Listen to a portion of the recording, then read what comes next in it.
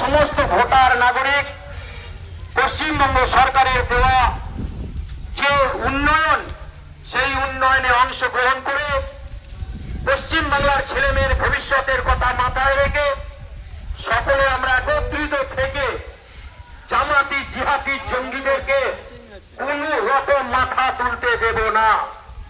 তাই আজকের এই মিছিলে আমরা সকলে একত্রিত হয়ে এই আরশোলা পার্টিকে পুড়িয়ে মারার জন্য আজ আমাদেরকে একত্রিত হয়ে এদের বুঝিয়ে দিতে হবে ভারতীয় জনতা পার্টি, বিজেপির প্রশাসন, ভারতবর্ষ তথা পশ্চিমবাংলার মানুষ সকলে একত্রিত আছে। নির্বাচনের পর পশ্চিমবাংলার শান্তির বাতাবরণ তৈরি হয়েছে। আজকে যদি এই রেজাল্ট তুলতে হতো, কত মায়ের হতো। 15 বছরের তৃণমূলের রাজত্বকালে বিজেপির প্রায় 350 কর্মীকে তৃণমূল ভোট করেছে। কিন্তু বিজেপি সরকার আসার পর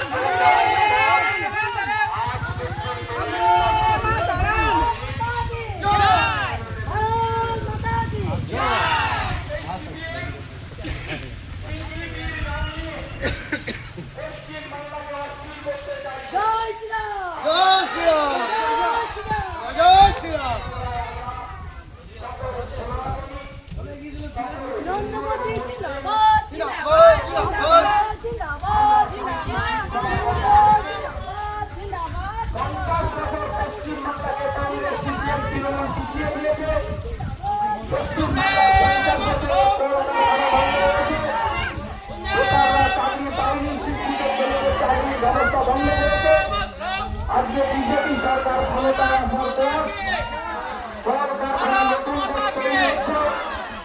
চাকরির পরীক্ষায় একটা টাকা তাদের না দিয়ে প্রশ্ন দেওয়া পাবে, পরীক্ষা ধরতে পারবে, ঘুষ না দিয়ে চাকরি করবে। ডিসেম্বর মাস পর্যন্ত কয়েক লক্ষ ছেলের চাকরির ব্যবস্থা হয়েছে। আজকে এই সুশাসনে মায়েদের জন্য অন্নপূর্ণা ভান্ডারে 3000 টাকা করে দেওয়া হচ্ছে।